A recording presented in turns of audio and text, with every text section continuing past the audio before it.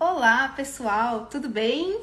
Boa noite. Hashtag Sabadou falando de um tema muito importante que é mais mulheres na política. E eu vou esperar o pessoal começar a entrar para explicar para vocês por que a gente precisa falar disso e o quanto a gente está atrás. Oi, Malu. Olá, tudo bem? Deixa eu mostrar a blusa que eu tô usando Ah, hoje em sua não. homenagem. Essa blusa é muito linda. Gente, e ela é É meio exclusiva, né? grandinha, mas Porque tá tudo bem. não, Oi? tá super diva. E essa blusa ela é exclusiva, não é? Porque eu acho que não tá para vender. Não. Inclusive é algo que nós precisamos resolver. Se vocês souberem como imprimir blusa de forma barata, me manda uma mensagem, porque muitas pessoas me pedem essa blusa. Essa é uma parceria que a gente fez com a Free Free e o Vamos Juntas, com essa frase linda. E aí várias embaixadoras e comunicadoras e políticas que nos ajudaram a gravar um vídeo para falar da importância de uma política mais representativa, receberam uma camiseta de presente. Ai, gente, é meu sonho essa camiseta. Acho que deve ser o sonho de muita gente que viu. Então depois vamos pensar em como providenciar essa camiseta. Não, é sério, se alguém souber, puder ajudar, me manda uma mensagem, que eu vou ter o maior prazer de fazer. Ah, é maravilha. Também vou cobrar que eu conheço, acho que algumas pessoas. Sou formada em moda, né, gente? Então eu devo conhecer Isso, né, algumas gente? A gente tem pessoas, esse né? tipo de amiga na nossa vida, que é formada em moda, política, Pois ajuda as é, amigas. pois é. Então vamos lá investir na ideia da camiseta. Mas, Tabata, agora vai a nossa live. A gente, né, contextualizar o pessoal. Se A Deus gente começou. quiser. Vai dar certo. Eu tô com outro celular aqui, numa outra conexão, e tô com outro aqui, assim, de um jeito ou de outro vai. Então, tô super power preparada, porque da última vez a gente começou e aí travou, não foi de jeito nenhum. E o papo é muito importante, por isso que a gente remarcou, a gente precisa continuar, e porque essa luta por mais mulheres na política tá só começando. E aí, né, pessoal, eu lembro que na última live eu fiz uma super apresentação da Tabata, e hoje eu vou bem resumir a apresentação da Tabata, porque é muita Tá coisa, certo. o currículo é grande, mas a gente vai falando ao longo da live aqui. Assim, quando as pessoas me perguntam, Malu, quem que é referência para você na política? Tem alguma mulher referência? Eu sempre falo Tabata. E falo, ai, puxa saca, não é. Não sou só eu. E aí isso eu vou ter que falar. Eu falei que eu ia resumir, mas vou falar uma coisa que para mim é muito marcante. A Tabata ela já é reconhecida por institutos e revistas internacionais como a Times e a BBC como uma das jovens mais influentes do mundo ali na política, né? Jovens lideranças, e também uma das mulheres mais influentes do mundo. E a Tabata, ela tem uma frase que ela fala que me marca muito. Eu me orgulho bastante de ser a primeira da periferia de onde eu venho, tá onde eu tô hoje, mas eu nunca vou me orgulhar de ser uma das únicas. Então a gente tem que trabalhar para ter mais mulheres nesse espaço.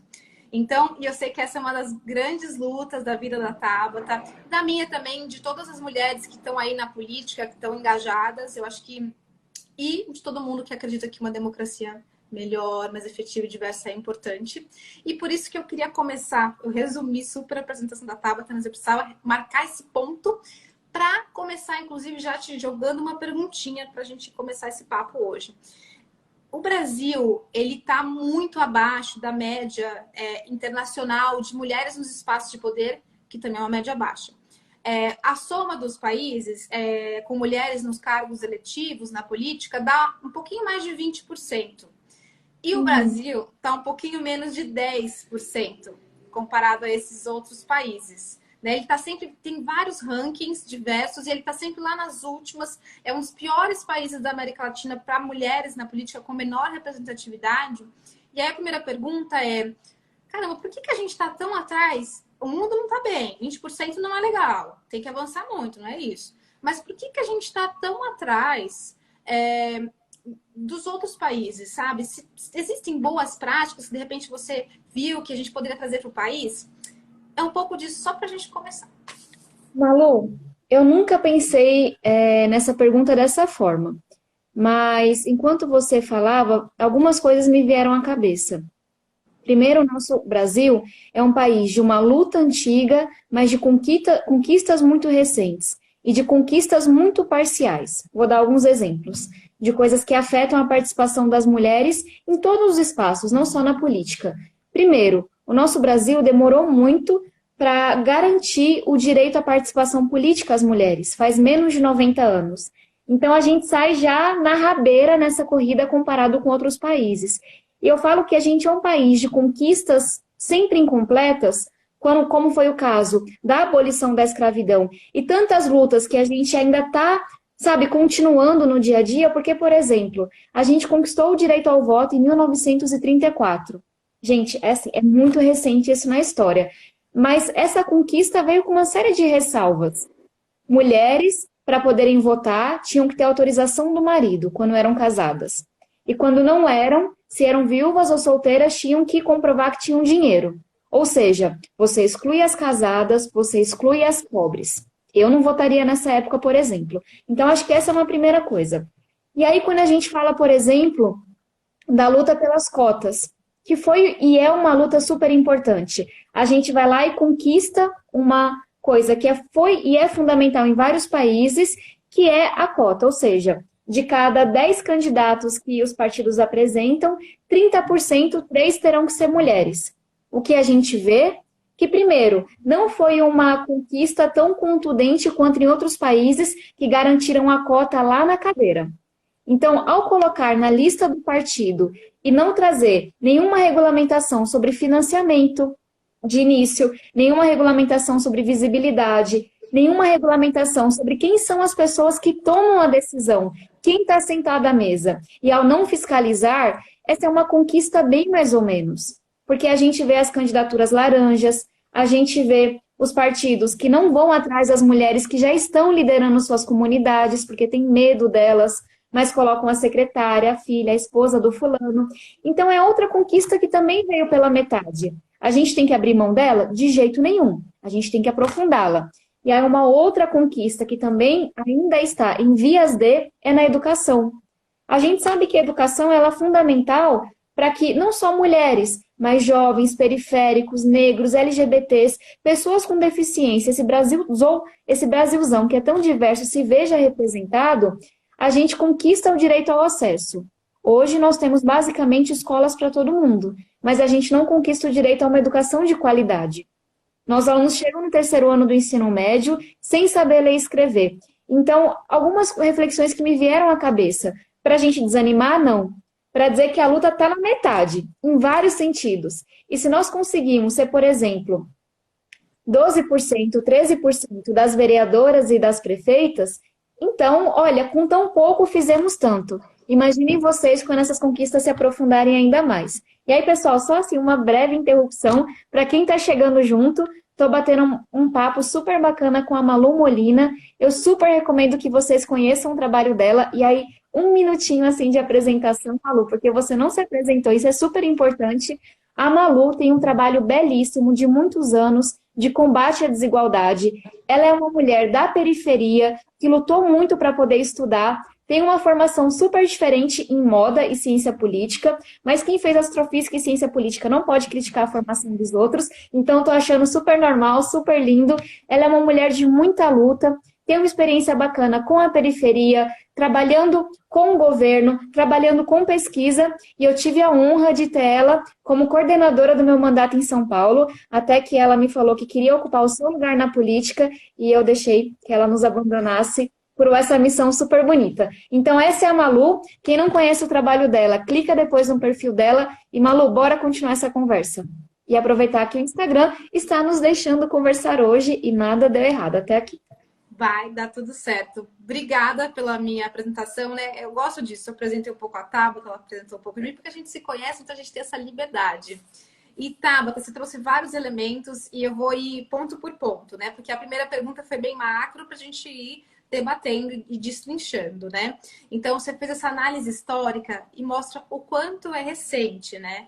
A conquista do voto da mulher. Isso mostra também que a nossa democracia, ela é recente, ela é jovem ainda. A gente tem muito para avançar, precisa de educação, precisa enfrentar a desigualdade. E uma série de pontos que você trouxe na sua fala. E uma coisa interessante...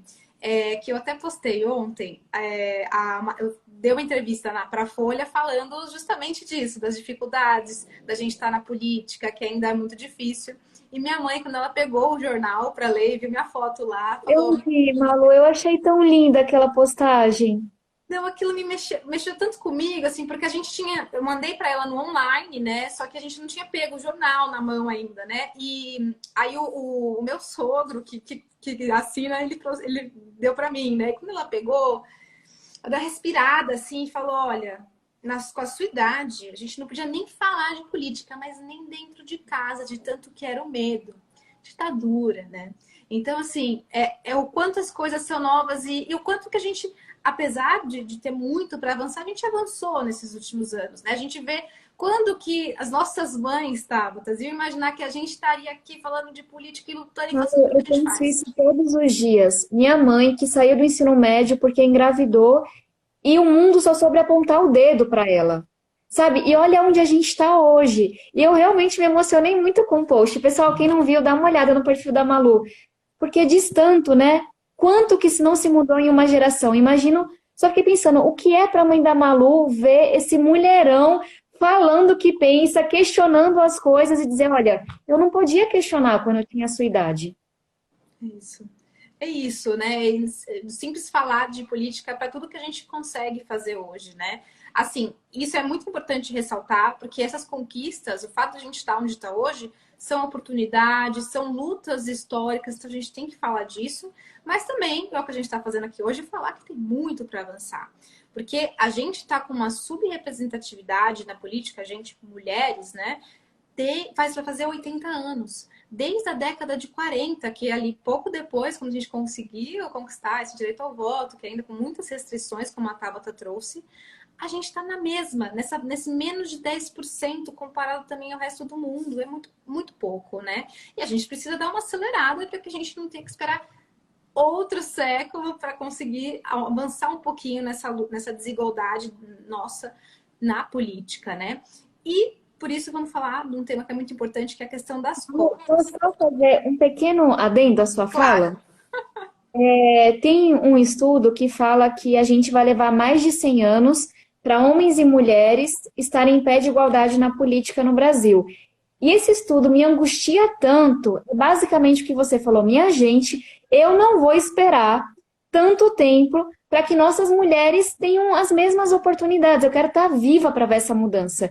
Então, muito da nossa luta é para acelerar esse ritmo. E aí, um outro estudo que eu tive contato ontem, que a Priscila Cruz comentou em um debate, que é extremamente triste, ele diz que nós levaremos mais de 80 anos para que uma menina negra, pobre, tenha a mesma chance na vida que um menino branco rico. E assim, eu não sei vocês, mas eu não quero esperar 80 anos de tanta injustiça. Então, eu vejo muito da nossa luta para acelerar essa mudança. E aí, só um comentário, a deputada Flávia Arruda, que é uma grande parceira, que é nossa mentora do Vamos Juntas, que é esse movimento maravilhoso que a Malu também faz parte, está aqui conectada. Então, um beijão para você, Flávia. maravilha. Eu também estou dando uma olhada aqui nos comentários. Daqui a pouco eu faço uma pausa para ler alguns também, que a gente recebeu vários fofinhos e algumas perguntas também. Como que a gente acelera esse processo? Então, tem muita coisa que dá para ser feita. E a Tata tocou num ponto interessante, que ainda é meio um pouco tabu. As pessoas não entendem muito bem, que eu acho que vale a gente destrinchar um pouquinho melhor. Que é a questão das cotas, né? Acho que como boa parte das pessoas sabe, mas para quem não sabe, hoje existem cotas de 30% de mulheres candidatas nos partidos. Então, todo partido que vai lançar uma chapa de vereadores, de deputados, ele tem que ter pelo menos 30% de candidatas. E o partido, ele tem um fundo, né, que eu acho que isso muitas pessoas já ouviram falar, de recursos só para as eleições, que é o fundo eleitoral, que é um dinheiro público que vai para os partidos. E desse fundo, 30% tem que ir para as mulheres. Ou seja, você tem que ter 30% de candidatas e elas têm que receber pelo menos 30% dos recursos. Mas, como a Tabata falou, ainda tem muita dificuldade. Teve os escândalos que a gente acompanhou de candidaturas fantasmas, laranjas, e a gente sabe que ainda falta muito para avançar. Né? Os partidos, ao invés de ir lá na comunidade incentivar as mulheres líderes a se candidatarem, acabam pegando mulheres mais próximas a eles. E aí, antes da gente falar de partido, que também é um ponto importante, cotas. Você citou um exemplo de cotas para cadeiras, né? Que não só essas de vagas nos partidos. E eu queria te perguntar se você pode comentar um pouquinho a sua opinião, boas práticas que você observou nesse sentido. Beleza. Primeiro, para as pessoas entenderem, tem pessoas que dizem, ah, mas se as mulheres já têm cotas na lista que os partidos apresentam de seus pré-candidatos, por que que elas não são eleitas? É porque elas não querem, porque elas não são tão boas. E gente muito longe disso, trazendo um pouquinho dessa realidade. Teve uma conquista que foi muito importante, que veio recentemente, de que do fundo eleitoral, que é um dinheiro público, que teoricamente existe para você fazer o quê? Diminuir a barreira que pessoas pobres, literalmente, enfrentam para se elegerem. Porque se a gente não tiver um financiamento público, e eu discordo que ele seja tão grande como ele é hoje, mas o financiamento público ele existe justamente para isso, para que você não tenha só pessoas ricas se elegendo. Pois bem, o que acontece na prática? Os partidos pegam esse dinheiro que é nosso, que é do povo, e aí o que que você vê? Ah, o dono do partido vai lá e dá 2 milhões de reais para o seu amigo. 1 milhão de reais para o seu outro amigo. E aí você deturpa todo o objetivo daquele fundo público, porque ele vai ficar lá para eleger os amigos do rei, literalmente. E aí uma proposta até um pouco diferente que a gente defende, desde a fundação do Acredito, é que esse fundo seja distribuído de acordo com a vontade das pessoas. Então, por exemplo, cada cidadão. É meio polêmico, mas eu acho que é legal para a gente provocar as coisas. Cada cidadão, cada cidadã vai ter tipo um vale, 10 reais, o que seja. Vai falar: olha, o partido que mais me representa hoje é o partido A. Então, eu quero que o meu vale vá para o partido A. Eu acho que isso seria muito bom, porque assim a gente vai ter os partidos se esforçando para estarem conectados com a população. Porque eles sabem que é a população que vai decidir para onde vai o financiamento público. Mas, enfim, é uma provocação à parte. Então, hoje, como eu expliquei para vocês, a gente olhava e via que as mulheres não estavam recebendo tempo de televisão, não estavam recebendo financiamento, então elas saíam de fato muito atrás na corrida. E aí a gente tem uma legislação que diz: olha, você tem que distribuir o fundo proporcionalmente entre homens e mulheres. E uma, que é uma vitória recente muito importante, agora você vai ter que distribuir proporcionalmente entre brancos e negros. E aí, o que os partidos fazem? Olhando para as últimas eleições de 2018, eles colocam várias candidatas vice-mulheres, várias candidatas suplentes mulheres, várias mulheres laranjas que não são candidatas de verdade para enganar esse sistema. Então, quando a gente olha para diferentes países e experiências, o que a gente vê nos estudos é que a forma mais efetiva para que você não tenha todas essas maracutaias que acontecem é que as cotas estejam no parlamento. Então, eu defendo sim que 1/3 das cadeiras do parlamento sejam destinadas às mulheres. E eu não tenho a menor dúvida que isso vai aumentar em muito a qualidade do nosso parlamento. Afinal de contas, nós somos mais da metade da população, igualmente capacitadas, igualmente preparadas. Então, eu tenho certeza que vai ser uma forma de acelerar a mudança e fazer com que as mulheres, na verdade, aumentem o nível de competição. Porque aí você vai ver as mulheres mais preparadas, mais comprometidas, com a transformação real concorrendo, e os homens vão ter que sair muito melhor do que hoje para serem eleitos. Uau, eu adorei as duas ideias, tanto a, né, de cotas para as cadeiras mesmo, quanto essa do vale para os partidos, que é uma maneira de você incentivar o orçamento participativo na política, no setor público, né, que existe, mas ainda é muito pouco, né, e tem poucas iniciativas, e que isso pode ser levado até para outros lugares, né. Eu estava estudando nas últimas semanas orçamento participativo para escolas, e aí o quanto que isso fez a comunidade toda se organizar e os alunos se empoderarem, formarem grêmios. Então você foi falando, eu lembrei muito desse exemplo, e eu acho que é uma coisa muito legal. Mas agora, Não, a gente não pode esquecer que esse dinheiro é nosso, né? Ele não é do prefeito, ele não é do vereador, ele não é do líder partidário. Ele é nosso, meu, da Malu, de você que está assistindo, e a gente deixa o povo fazer o que quer com o nosso dinheiro público, né? não, exatamente. E é isso, né? A gente às vezes está tão distante da política pelas desigualdades das condições de vida, pela falta da democracia mais participativa, como a gente comentou, nossa democracia ainda é jovem, a gente passou por muitos períodos difíceis de autoritarismo, então tem uma série de desafios. E esses são mecanismos que não é inventar roda, é muito legal, assim, não é, nossa, que vai gastar muito, que vai dar muito trabalho, não. E já vai mudar toda uma cultura, eu acho super bacana. Eu gostei muito das duas ideias, e aí eu não posso deixar de perguntar, que eu acho que muitas pessoas também que estão vendo, eu vi alguns comentários aqui super positivos, também estão super animadas, mas O quão longe a gente está disso, tá? Tem você que está ali em Brasília, deputada, acompanha, discute isso o tempo todo. Como que estão essas discussões hoje no Congresso?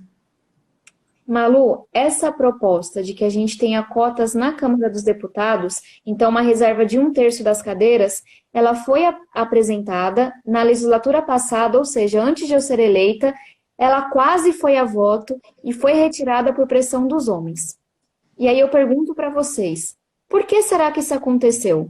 Será que esses homens sabiam que na hora que as mulheres pudessem competir em pé de igualdade, elas não mostrariam que também tinham propostas, que também sabiam fazer política?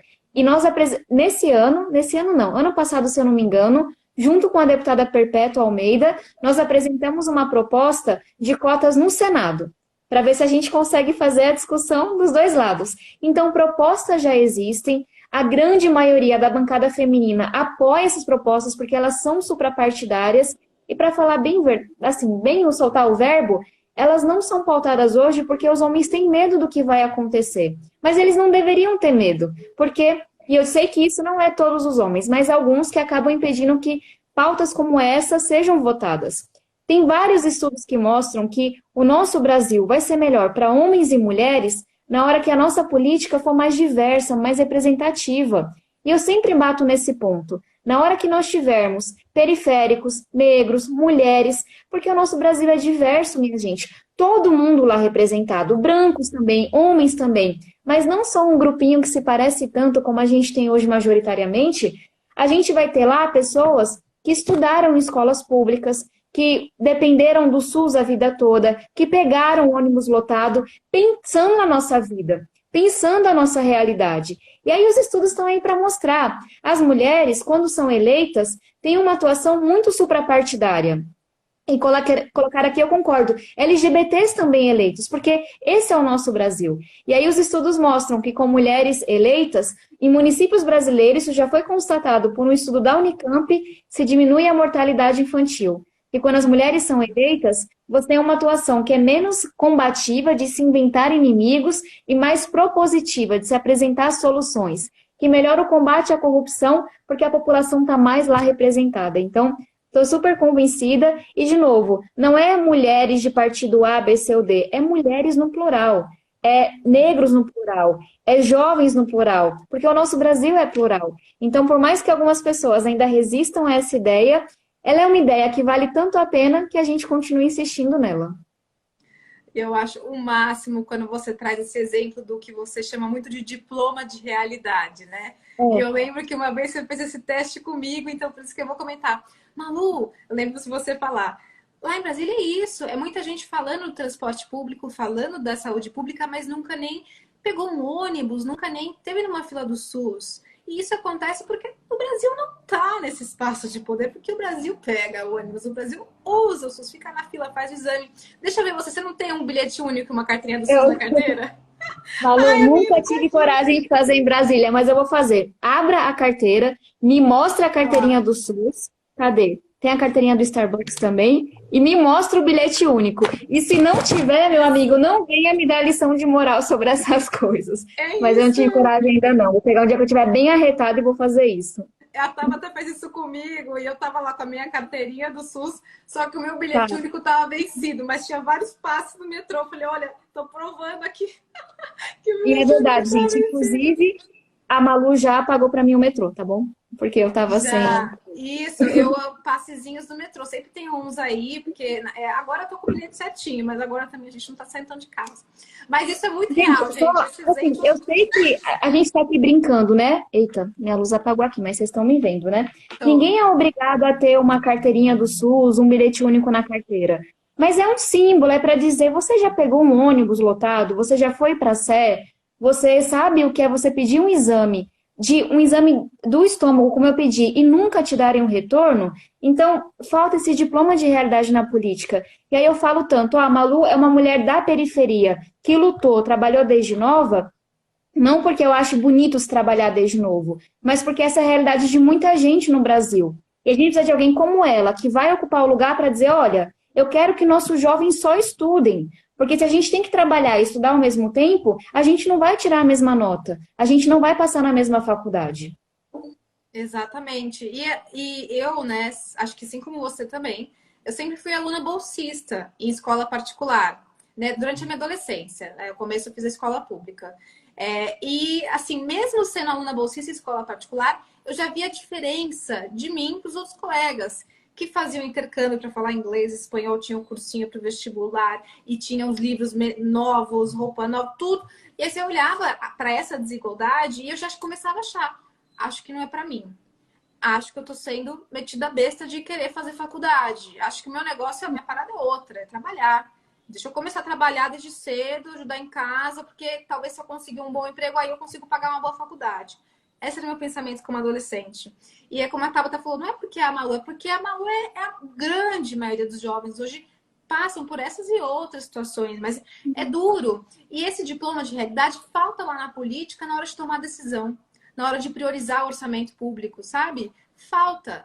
Eu lembro, vou ter que contar mais um. Esses exemplos são bons porque a gente tangibiliza, a gente mostra que é real. Um amigo meu, Gente, a Malu sofreu trabalhando comigo. eu tenho vários exemplos aqui, trazendo várias histórias. Mas teve um amigo meu que ele também é negro, da periferia, LGBT, e ele conseguiu uma bolsa uma vez para fazer um curso lá na Alemanha. E ele fez uma amizade com uma amiga super fã do Brasil, e assim que ele voltou para cá, ela veio para cá visitar. E aí ele foi mostrar a cidade para ela, de ônibus, do jeito que ele conhecia, acessava a cidade, né? E aí eu lembro que ele contou, tipo, olha, a primeira vez que ela entrou no ônibus, ela falou assim, nossa, Léo, por que tem essa escada no ônibus para entrar aqui? Como é que faz uma senhora? Como é que faz um cadeirante? E aí ele falou assim, eu nunca tinha pensado nisso. Aí ela falou assim, não, quem que foi que imaginou o ônibus em São Paulo? Não pode ter isso. Nossa, dá para ter um ônibus mais acessível. E aí, olha só, né? Porque talvez essa pessoa não, né? Não tenha pensado, não tenha usado, né? E aí a gente traz para o caso das mulheres. Você deu aqui os exemplos, né, do que muda quando mais mulheres ocupam a política. Então, tem vários exemplos. E uma característica interessante é que as mulheres, elas costumam... Por quê? Que reduzem, como você trouxe essa pesquisa da Unicamp, né? Por que municípios com mulheres prefeitas têm os menores índices de mortalidade infantil? Por que mais mulheres na política investem mais em políticas sociais? Por que diminui a corrupção nos países que têm mais mulheres no setor público e na política? Todos esses dados, tem aí um estudo recente também para tentar dar uma resposta do porquê que os países liderados por mulheres deram uma resposta mais rápida e melhor para o coronavírus. E Em aí todos os quesitos. em todos os quesitos, e países diversos, viu, gente? Da Alemanha a Taiwan, assim, diversos mesmo, que estão com mulheres na liderança. E tem 3 características das mulheres que eles citaram que eu achei interessante. Que as mulheres costumam ser mais técnicas, ou seja, se basear ali em mais evidências para tomar decisões, mais pragmáticas, tipo aquilo que você falou de ficar nas discussões, uma coisa de... Não, vamos lá para o que interessa. E mais empáticas, que tem a ver com a história do ônibus, que tem a ver com a história do diploma de realidade. De se colocar no lugar, de entender e tudo mais. E aí, para te perguntar, né? Você concorda com esse estudo, com essas características que eles apontaram? E se você vê isso também nas outras mulheres que você convive no Congresso? Com certeza. Especialmente sobre essa coisa mais suprapartidária. Por quê? Quando a gente está no Congresso, e é uma realidade, Malu, que você vai enfrentar na Câmara Municipal, não importa o que eu penso, não importa quão embasada esteja a minha ideia. O meu projeto sequer será pautado se eu não convencer algumas pessoas a apoiá-lo. E aí, essa é uma lição muito grande quando a gente está na política. E você vai ter que fazer uma escolha. E para mim é muito óbvio qual foi a escolha de cada deputado que eu conheço. Alguns deputados, alguns vereadores vão escolher fazer palanque. Não importa. Eu não estou aqui para aprovar projeto, eu não estou aqui para melhorar os projetos que são apresentados, eu não estou aqui para, enfim, resolver problema. Eu estou aqui para fazer palanque, para fazer discurso, para viralizar nas redes, para marcar o meu posicionamento. Tem o seu valor? Tem. Não é a escolha que eu fiz na política. E tem outras pessoas, e aí nesse grupo eu me englobo, que falam, olha, eu estou aqui para resolver problemas. Então, se apresenta um projeto, eu vou tentar melhorá-lo. Se eu apresento um projeto, eu vou sim sentar para negociar com pessoas com quem eu não concordo em vários quesitos, porque esse projeto é importante. eu vou sentar para debater o Brasil, porque eu estou mais preocupada em resolver, em aprovar, do que em ficar aqui marcando minha posição. Esse segundo caminho é muito mais difícil, porque ele requer uma série de habilidades, que você saiba ouvir, que você respeite quem pensa diferente, que você saiba dizer o que para você é inegociável e onde que você vai negociar. Então, isso requer uma política muito mais complexa, mas muito mais pé no chão também, muito mais resolutiva. E aí, quando eu olho para a nossa bancada feminina, eu vejo muito essa postura. E eu não sei explicar por que que é assim, mas eu vejo. E aí tem estudos que falam que não é só no Brasil, que as mulheres têm uma atuação mais suprapartidária. E aí, te trazendo alguns exemplos. Em várias propostas que nós votamos, as mulheres da bancada feminina tinham posicionamentos diferentes, porque nós somos diferentes. Nós estamos em partidos diferentes, nós temos visões de mundo diferentes. Mas sempre que tinha uma coisa que impactava as mulheres, a gente olhava para o que os estudos diziam e a gente falava, nessa matéria vamos votar juntas. Não importa o que o partido está dizendo, não importa o que vocês estão falando nas redes sociais e pressionando e fazendo campanha, etc. A gente acredita que isso daqui é melhor para as mulheres, 90% da bancada feminina vai votar junto. Não sei dizer porque é assim, mas é lindo de ver o quanto que a bancada se une em questões relacionadas não só a mulheres, mas à educação, em questões relacionadas à saúde. E um exemplo muito bacana do Fundeb, talvez assuste alguns deputados, mas na votação do Fundeb, as mulheres lutaram muito. E o governo tentou impedir a votação no 45 do segundo tempo. E foram as mulheres que ajudaram a dar quórum e foram contra a orientação de seus partidos, mesmo aqueles partidos que eram da base do governo. E na hora de votação das emendas, dos destaques, que é onde você pode alterar o texto, elas não estavam perguntando qual era a orientação do voto no grupo dos seus partidos. Elas estavam perguntando no grupo da bancada feminina como é que a bancada feminina ia votar, porque o Fundeb era a coisa mais importante para a educação naquele momento. E os partidos podem ter ficado bravos, mas eu achei a coisa mais linda do mundo. Uau, nossa, eu não sabia desse detalhe. Isso Eu rolou. acompanhei Foi a única tudo. votação que a orientação foi no grupo da bancada feminina. Caraca, e você vê, né? É uma das a votação mais importante desse ano para a educação, né? E aí ali as mulheres, independente, até, né, poxa, até mulheres da base do governo que estavam tentando ali dar uma adiada. Enfrentaram os líderes. Bom, caraca, que legal. Acho que deu até um ânimo agora que eu não sabia disso. Uma notícia, sabe aquelas notícias boas que você não sabe quando você pega assim? Não, e é Foi de incrível. lascar, foi lindo demais. Ah, que tá vendo, gente? Ó, se existem, apesar de toda essa crise que a gente está enfrentando, existem coisas legais acontecendo. E é importante falar das coisas boas, né? Porque a gente dá força, dá esperança para continuar lutando, né? E a gente sabe que a crise do coronavírus, esse era um ponto até para a gente puxar para falar da desigualdade de gênero na sociedade, porque é essa desigualdade que impede que mais mulheres se candidatem e consigam se eleger. E a gente sabe que o coronavírus está sendo mais pesado para as mulheres por diversos motivos. Pela crise econômica, as mulheres sofrem mais com desemprego. As mulheres que estão trabalhando em casa, elas geralmente têm os afazeres domésticos, elas têm que cuidar dos filhos. E hoje, mais de 80% do cuidado com crianças até 4 anos é feito exclusivamente por mulheres. Então, é disso que a gente está falando. As mulheres estão na linha de frente contra o coronavírus, mais de 70% dos profissionais da saúde são mulheres. Então, de diversas maneiras, elas estão sendo mais impactadas. E aí, Tabata, acho que essa discussão é por que elas estão sendo mais impactadas? Então, é uma coisa cultural, sabe? É uma mudança na sociedade também, que eu acho que é legal a gente discutir, para que as coisas mudem. E como que você está vendo que já é difícil ter mais mulher na política? Como que o coronavírus, toda essa crise que a gente está enfrentando, vai impactar, por exemplo, nas eleições de 2020 e até nas próximas? Porque a gente sabe que essa crise ela vai durar. Ela já tá, os impactos são muito grandes, né? Como que você tem visto isso, os principais desafios e possíveis caminhos para que mesmo com isso a gente consiga avançar nos próximos anos? Malu, essa é uma coisa que está me preocupando bastante. A gente está fazendo essa super mobilização para eleger mais mulheres começando esse ano. E, de novo, gente, não é porque as mulheres são melhores do que os homens. É porque somos igualmente capacitadas e preparadas e temos boas propostas. Só que quando a gente recebe menos financiamento, menos incentivo, pode ser que aquela mulher sequer lhe entregue o seu número eleitoral, o seu panfleto. Então, a provocação que a gente faz é pesquise.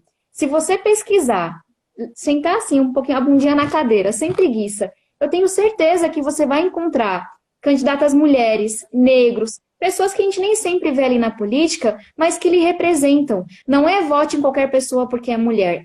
Entenda que essas candidaturas de pessoas periféricas, jovens, mulheres, etc., elas vão vir com menos recurso.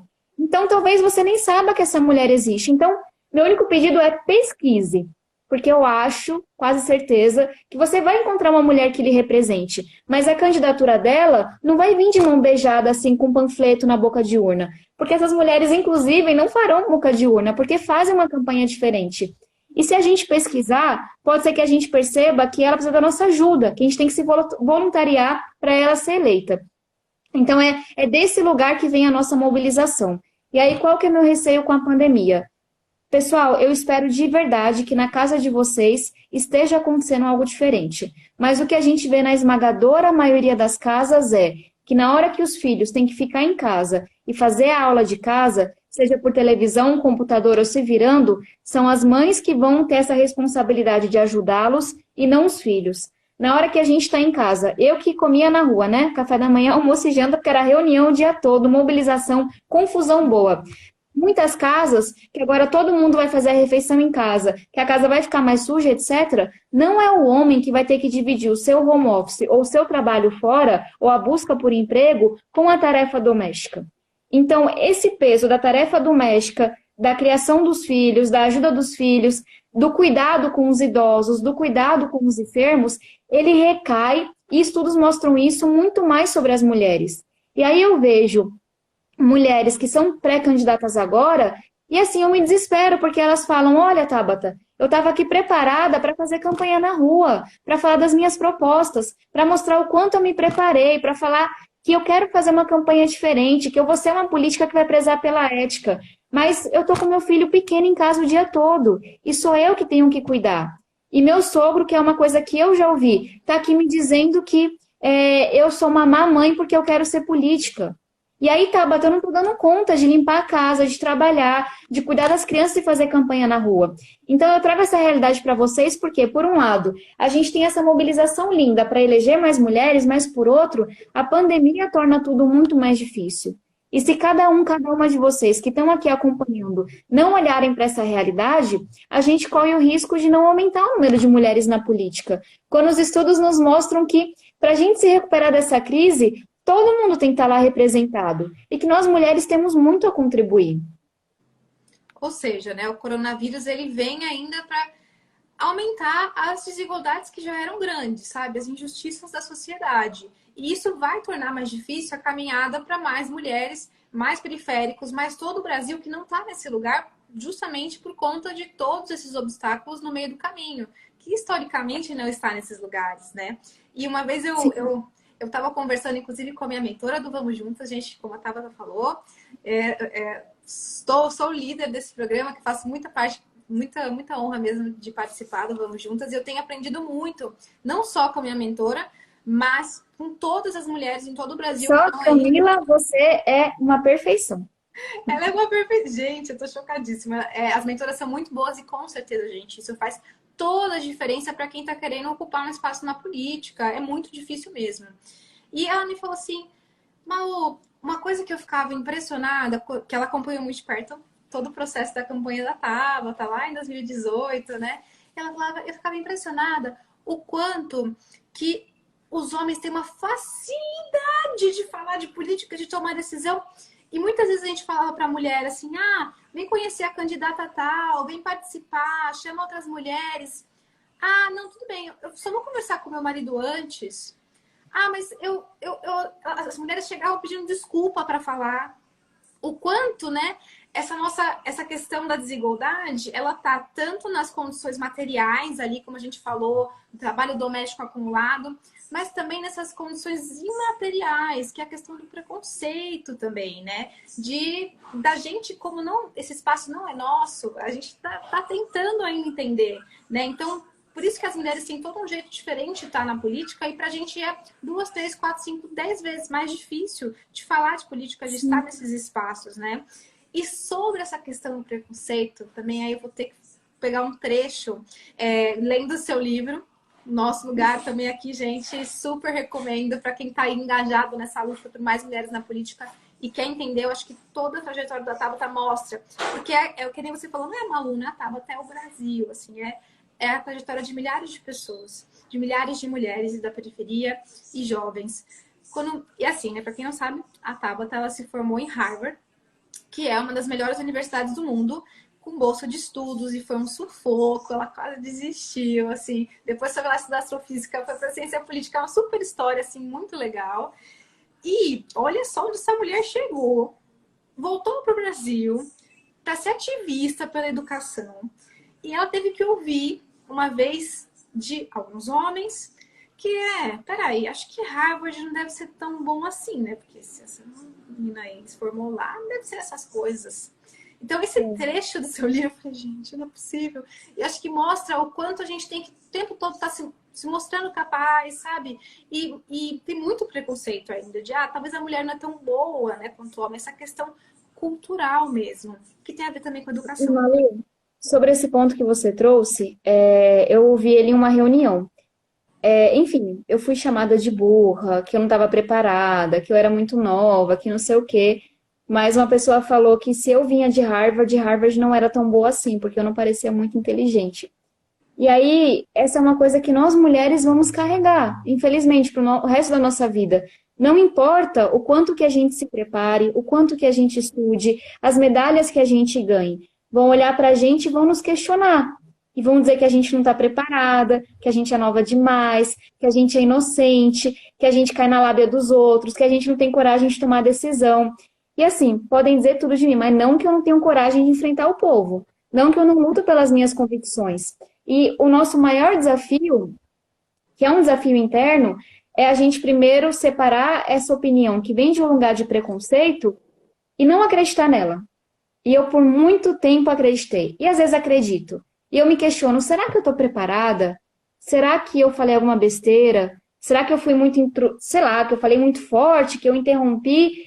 E aí, eu não vi quem foi, mas alguém mandou aqui, eu achei sensacional. Um amigo uma vez me perguntou por que eu peço tanto desculpa. E é isso, a gente vai se desculpando. E eu me lembro que quando eu decidi me candidatar, eu quase pedia desculpa para as pessoas. Quando, na verdade, eu deveria falar, gente, eu tive coragem de abandonar tudo aqui que eu poderia ter pela frente, porque eu acredito nisso. Então, acho que uma primeira assim, mensagem para as mulheres que nos acompanham é: não peçam desculpa. E quando vocês ouvirem isso, saibam que não tem nada a ver com vocês. Não importa o quanto que você... Não é a roupa, não é a cor do batom, não é o peso, não é nada disso. É que as pessoas se incomodam com mulheres independentes. E vão se incomodar por alguns anos ainda. Com certeza. E é por isso que a gente... Por isso que não é bobo falar... Muitas vezes as pessoas têm falado...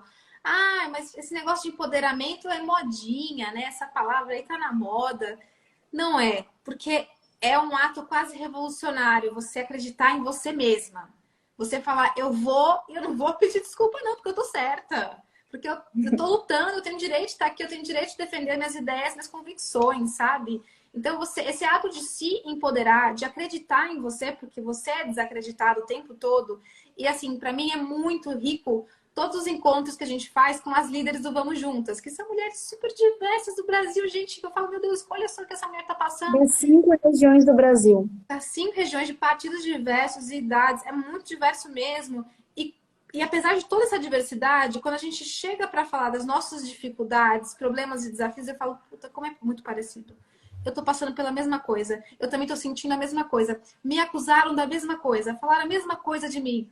E aí você vê, eu não tô sozinha. E quando você percebe que você não tá sozinha, você fala, não, tô tendo alguma coisa errada, eu não tô doida não. Tô certa. Vou com tudo, vou com força. Você se empodera. E aí o significado dessa palavra que não é modinha não, é um ato revolucionário. E a história que a gente está fazendo só de acreditar na nossa força, não desistir do nosso propósito e lutar por ele, né? E assim, toda essa história... Não, Malu, pode falar. Não, pode falar. Eu sou emendado no livro depois. É que eu tô refletindo aqui, e, gente, isso não quer dizer que a gente não erre, que a gente não tenha que ter muita humildade para reconhecer os erros e aprender. É só que a gente se questiona muito mais. E a gente tem dúvida, porque estão constantemente, independente do que a gente faça, dizendo que a gente não deveria estar ali, sabe? na hora que interrompem, na hora que não ouvem a sua ideia. A coisa mais comum para mim em reunião é eu dar uma ideia, ninguém ouve, aí vem um homem, descaradamente, copia a minha ideia e todo mundo, tipo, bate palma para ele. Sabe, é alguém virar para mim sem nenhum porquê e falar que eu não tenho capacidade para ser relatora de um projeto. Como disseram já na Câmara para mim. E eu, por que eu não tenho capacidade? Sabe, eu fui eleita, muito bem votada, me preparei, ouço as pessoas, estou construindo um mandato lindo. Quem é você para dizer que eu não tenho capacidade de ser uma deputada? É quando vira um outro parlamentar e me chama de débil mental, sem me conhecer, sem conhecer as minhas ideias. É quando alguém vira para mim e me pergunta quem eu quero provocar com a cor do meu batom. Será que aquela pessoa não lhe passou pela cabeça que eu só queria ficar bonita para mim mesma? São essas pequenas coisas, sabe, que vão minando o nosso ânimo. E aí a gente se junta e temos 51 líderes do nosso Vamos Juntas, que vocês todos deveriam conhecer, @Vamos Juntas na Política, para a gente dizer que a gente não está só. Para a gente dizer que não é só comigo. Não importa muito a cor do batom que eu vou usar. Vão sempre usar uma desculpa para não me ouvirem. Então, é disso que a Malu está falando. Isso, é esse o ponto. É que vão sempre arrumar alguma desculpa. E o desafio, quando a gente fala de acreditar em si mesma, é não acreditar nessas desculpas que arrumam. Que nem a Tabata falou, você é débil mental, você não é tão inteligente assim, esse batom que você tá usando, porque você falou tal coisa.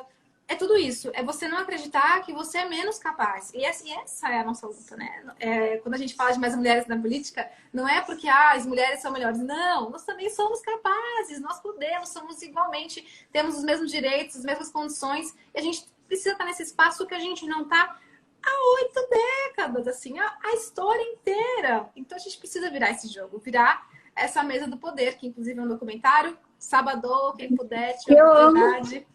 Dá sempre uma dicasinha, né? E a outra dicasinha, que eu já falei aqui, também, né? Documentário, Virando a Mesa do Poder, Netflix. E para quem curte ler um livro, Nosso Lugar. E aí, Tabata, já vou puxar aqui um pouquinho, porque é muito, muito, muito forte o seu livro, a sua história, tudo que você traz ali. E eu acho que, como a gente está caminhando já para os últimos 10 minutinhos de live, então acho que essa pergunta é importante, né? Eu acho que essa pergunta não, é você falar um pouquinho também do que te levou à política e do que te levou a lutar por mais mulheres na política, que é um pouco da história do livro. Eu acho que é legal você contar isso um pouquinho também para a gente já ir encaminhando para o finalmente e entender também, arrematar tudo isso que a gente está falando até agora. Perfeito. E eu vou querer lhe ouvir também, Malu, porque eu sei que foi um caminho diferente, mas provocações parecidas que te levaram para a política. Bem rapidamente. Eu estou na política hoje porque depois de hoje já 10, 11 anos de ativismo pela educação, eu percebi que se a política e os políticos não mudassem, a nossa educação nunca ia mudar. Todo mundo que já trabalhou por uma causa, seja combate à corrupção, proteção do meio ambiente, sempre se deparou em algum momento com esse paredão da política. Eu me lembro de ouvir de um prefeito que ele não podia dar ibope para a gestão anterior, então que ele ia acabar com um projeto lindo de educação. Eu me lembro de trabalhar com secretários de educação que, assim, não sabiam nada, não estavam nem aí, estavam ali porque eles foram indicados pelo partido da base aliada. E aí, se você é aluno de escola pública como eu sou, se você viu a tua vida dando uma reviravolta e se transformando completamente por causa de uma oportunidade na educação, você pensa, meu amigo, você não pode fazer isso com a educação. Não é possível que o projeto pessoal de um punhado de gente vai determinar o futuro de milhares, milhões de jovens. E uma coisa, Malu, que é quem eu sou, e eu sou muito grata por isso, é que eu, ao longo da minha vida, fui encaixando realidades muito diferentes. E poucas pessoas têm essa oportunidade. Eu fiz faculdade na melhor universidade do mundo, onde a filha do Obama estudou. Mas, ao mesmo tempo, eu cresci e moro numa ocupação na periferia de São Paulo e vi o que aconteceu com as pessoas que não tiveram as mesmas oportunidades que eu tive. Eu vi meninos morrerem com 13, 14 anos. Eu vi amigos abandonando o ensino médio porque perderam a esperança. Eu perdi um pai com 39 anos de idade para as drogas. Então, é essa realidade que fica na pele que vai te mostrando que, cara, não é quem quer consegue. É claro que esforço importa. Eu não me lembro eu sendo gente, sem dormir pouco, sem trabalhar pra caramba, sem pegar ônibus lotado, mas não é só o esforço, tem a oportunidade que vem antes. Então, foi, foi a minha vida que fez de mim uma ativista pela educação, e foi o ativismo que me levou para a política. E eu sei que para você foi uma coisa muito parecida. É conhecer essa desigualdade dos dois lados, não só de um deles, que nos faz, assim, não conseguir fazer outra coisa que não lutar para mudar essa realidade. Exatamente. E eu acho que é muito importante você trazer esse seu exemplo do esforço. É super importante o esforço, o mérito individual de cada um, mas sem as oportunidades, a gente não consegue, sabe? A Tabata teve oportunidades, eu tive oportunidades. Se talvez a gente não tivesse tido, a gente não estaria aqui hoje falando de política, tentando ocupar e transformar esse espaço. E essa coisa do esforço, eu acho que com boa parte das pessoas, acho que no Brasil e no mundo também, eu acreditava que o caminho, a resposta que eu tinha quando eu era adolescente para as desigualdades era me esforçar, era trabalhar. Que eu trabalhando, me matando individualmente, as coisas iam melhorar. Só que quando eu saio da minha comunidade, na Vila Mazeiro, na norte de São Paulo, para acessar São Paulo, porque eu não conhecia a cidade, apesar de morar a poucos quilômetros do centro, eu fui conhecer a Avenida Paulista, o centro de São Paulo, com Mesma 17 coisa, anos. Ibirapuera, Paulista, museu. Você não conhece, eu só fui nesses espaços porque eu estava trabalhando ainda, não fui nem ainda conhecer e usufruir daquilo tudo.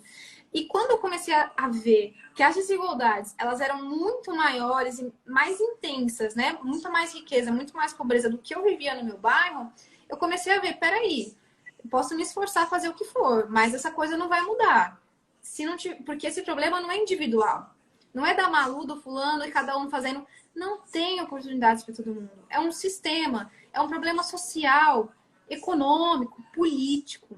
Foi aí que eu comecei a pensar em política. E foi da minha vida também, ali vivendo aquele cotidiano, tentando buscar respostas para ele.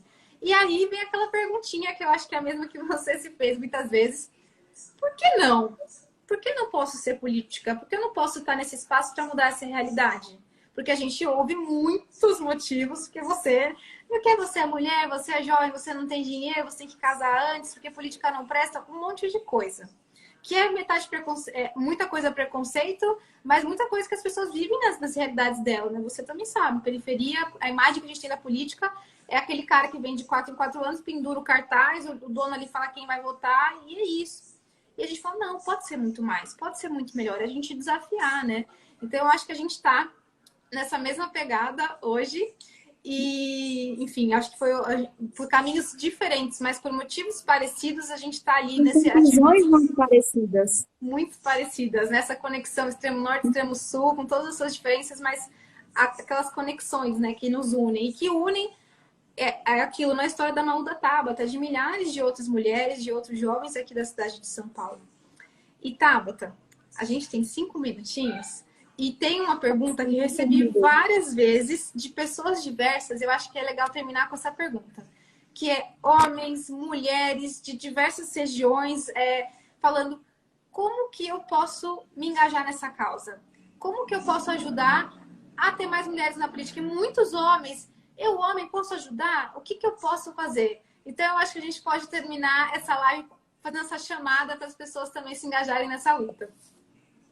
Malu, é o que a gente reforça todos os dias. Essa não é uma luta pelas mulheres apenas. Essa é uma luta pelo direito de sonhar, pelo direito de cada criança, de cada menino, de cada menina, de independente de onde nasceu, do CEP onde mora, da escola onde estudou, poder sonhar e construir um futuro diferente. O que a gente está dizendo aqui, pessoal, é que uma política com mais mulheres vai ser boa para homens e mulheres. Uma política com mais periféricos vai ser bom para quem vem e quem não vem da periferia. Porque a gente quer uma política que pense nos problemas reais do nosso Brasil. E aí, é claro que os homens têm um papel gigantesco nessa construção. Primeira coisa, minha gente, nós temos eleições em 2 meses e 3 dias, e eu sei porque vai ser um dia depois do meu aniversário, e eu vou passar meu aniversário trabalhando para eleger esse povo. Mas, estão chegando. E meu primeiro pedido a vocês é não sejam preguiçosos na cidadania de cada um, de cada uma. Vai votar no mesmo, depois de passar 4 anos reclamando de como está a nossa cidade. Vai votar naquela pessoa que lhe deu o panfleto ali na rua, na pessoa que lhe recomendaram porque sim, porque não. Poxa, não custa nada tirar uma horinha e pesquisar quais são os candidatos e as candidatas. Eu não estou dizendo a vocês, votem em fulano de partido tal, votem em não sei quem que defende isso. Estou dizendo a vocês, pesquisem e saiam um pouco fora da caixinha. Uma provocação que eu me fiz é, eu voto em mulheres nessas eleições, porque eu tenho certeza que há mulheres que me representam em muito. Inclusive, já tem as minhas candidatas. Faça um compromisso parecido. Eu voto em alguém que é periférico, eu voto em jovem, eu voto em mulher. Mas não sejam preguiçosos na cidadania. Quais são os candidatos? Quais são as candidatas? E não julguem a pré-candidatura, a candidatura, pelo tanto de dinheiro que tem, pelo amor de Deus. Ah, mas esse vídeo está mal produzido. Custa dinheiro produzir um bom vídeo. Ah, mas fulano apareceu pouco na televisão, né? Tem alguma coisa aí por trás disso. Então, se uma candidatura lhe parece simples, não se engane por isso. Porque, tudo bem, é uma candidatura com menos financiamento, mas que pode lhe representar em muito. Então, acho que essa é uma primeira provocação. A segunda que aí é o nível 2. Passou aquela horinha pesquisando, dedica aí umas 2 horinhas por semana para ajudar aquela pessoa que você encontrou, que de fato lhe representa, e que está com menos dinheiro na campanha. Então, gente, a gente não quer uma cidade melhor? Não custa nada ser voluntário na campanha das pessoas. Porque essa é a única forma de você fazer com que aquela candidatura que é honesta, que lhe representa, tenha a chance de competir com quem faz caixa 2, com quem tem 10 mandatos, com quem está roubando, com quem está comprando voto. Se você não ajudar, a competição de fato é ainda mais injusta. E aí lá na frente, que nesse ano não dá mais, você pesquisou, ajudou as pessoas, mas ainda não se sente representado ou representada, se candidate. É difícil pra caramba fazer uma campanha honesta, é difícil pra caramba competir com gente corrupta, é difícil pra caramba pedir voto das pessoas. Mas a gente acredita e tá aqui para dizer para vocês que esse é o lugar de transformação, que os sonhos de Brasil que nós temos se realizam aqui na política. Então, não sejam preguiçosos como cidadã, como cidadão, se joguem nessa campanha, faltam 2 meses e 3 dias, e literalmente a nossa chance, que a nossa democracia nos dá a cada 2 anos, de contar uma história diferente para a nossa cidade, de contar uma história diferente para o nosso país. Sabe aquela nossa vontade de um Brasil em que todo mundo tem a mesma oportunidade? Ela começa com as eleições desse ano. E ela continua daqui 2 anos, e daqui 4 anos, e por aí vai. Uhul! Deu tempo certinho! E vamos juntas e vamos juntos, gente! Essa live, assim, é uma aula de cidadania também, né? Tudo que a gente falou aqui. E, Tabata, a gente tem 1 minutinho, o Instagram já me avisou que ele vai me desligar, mas vou aproveitar, então, para agradecer muito. Eu sei que a sua agenda é corrida, aquela loucura, tem muita coisa, mas obrigada mesmo por esse tempo, assim, foi uma honra. Eu tô saindo super animada nesse sabadando aqui. Amanhã eu já vou chegar trabalhando, vamos que vamos. E, gente, é o que a Tabata falou. Apoie, sabe, apoie as ideias, apoie as pessoas, mulheres, periféricos. Por mais que pareça simples, mas isso e aquilo, apoie. Vamos quebrar isso, vamos virar essa mesa, a gente consegue. E aqui e agora, daqui 2 meses e alguns dias que vai ser o aniversário da Tata, ela sabe de cor, eu não sei. Mas daqui uns 2 meses e alguns dias. 2 meses e 3 dias. Meu aniversário é daqui 2 meses e 2 dias. Ai. Muito obrigada, Tabata. A gente vai, firme na luta, conta comigo e vamos juntas. Malu, obrigada pela coragem, pela força, você me representa. Tô ansiosíssima pelo que a gente vai construir nos próximos anos. Força guerreira, tamo juntas. Um beijo enorme para todo mundo que nos acompanhou. Beijo, gente. Obrigada. Vamos lá, conquistar nosso lugar na política e até as próximas. Até a próxima. Tchau. E, com Mulheres no Poder, meninas voltam a sonhar. Todos ganham. Beijo, gente. Um beijo, pessoal.